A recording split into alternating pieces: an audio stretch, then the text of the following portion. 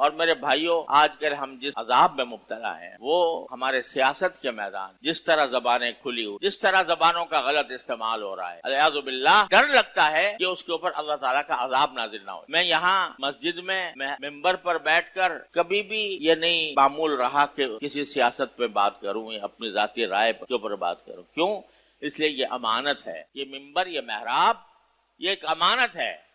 اللہ کی اور اللہ کے رسول صلی اللہ علیہ وسلم۔ یہاں سے صرف وہ بات کہنی ہے جو اللہ کے احکام ہے، جو رسول اللہ صلی اللہ علیہ وسلم کے احکام ہے۔ میں اپنی ذاتی رائے آ کر آپ کے سامنے آپ پر تھوپنے کی کوشش کروں، اس کا مجھے حق نہیں پہنچ، لیکن اللہ تعالیٰ نے کچھ احکام دیے ہیں، ان کو پہنچانا تو ضروری ہے۔ آج ہمارے معاشرے کے اندر یہ بلا عام ہو گئی ہے، خاص طور سے جب سیاسی تبصرے ہوتے ہیں، سیاسی مجلسیں بیٹھتی ہیں، سیاسی اعلانات ہوتے ہیں، سیاسی بیانات دیے جاتے ہیں، اس میں اللہ تعالیٰ کے احکام کو بالکل 100% فراموش کیا ہوا، جس پر جو چاہا الزام لگا دیا۔ بات ذرا سی تھی، اس کو بڑھا کر کہیں سے کہیں پہنچا دیا۔ کوئی بات، کوئی افواہ کان میں پڑی، اس کو بے تکان آگے چلتا کر دیا، یہ دیکھے بغیر کہ صحیح ہے غلط ہے، آیا اس کی تحقیق ہوئی ہے کہ نہیں ہوئی۔ بغیر تحقیق کے افواہیں پھیلا دینا، بغیر تحقیق کے کسی شخص کے اوپر الزام لگا دینا، یہ سارے اتنے بڑے گناہ ہیں، اتنے بڑے گناہ ہیں جس میں اعوذ باللہ ہم لوگ مبتلا ہو گئے ہیں۔ یہ سیاست کی گرما گرمی میں اللہ تعالیٰ کے احکام اور اللہ کے رسول صلی اللہ علیہ وسلم کے احکام کو ہم فراموش کیے ہوئے ہیں۔ مجھے ڈر لگتا ہے ہمارا رمضان اس حالت میں گزرا ہے، رمضان کی راتیں اس حالت میں گزری ہیں کہ اس میں راتیں اس کام کے لیے تھیں کہ اللہ تبارک و تعالیٰ کے حضور حاضر ہوتے، تراویح پڑھتے، کچھ اللہ تعالیٰ کے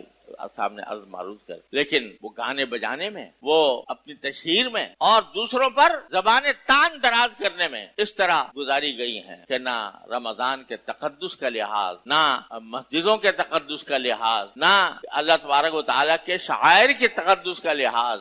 اس طریقے سے ہماری راتیں گزری ہیں۔ اور اس طرح ہم اب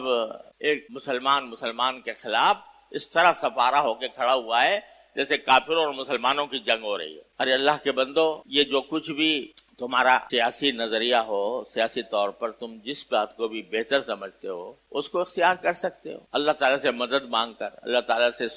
رجوع کر کے کہ بھئی یہ میں جو کر رہا ہوں یہ صحیح ہے یا غلط ہے، اللہ تعالیٰ مجھے صحیح راستے پر رکھے، برے راستے سے محفوظ، اللہ تعالیٰ سے رجوع کرو۔ لیکن ایک محاذ قائم کیے ہوئے ہیں دونوں طرف، امت کو تقسیم کیا جا رہا ہے، اور محاذ ایسے بنا دیے گئے ہیں کہ جیسے کفر اور اسلام کا معرکہ ہو رہا ہے، اور اس سے بھی زیادہ بڑھ کر جھوٹ، فریب اور غیبتیں، بہتان، الزامات کا طوفان ہے جس میں ہم مبتلا ہو گئے ہیں۔ اس پر اللہ تعالیٰ سے رجوع کر کے توبہ کرنے کی ضرورت ہے۔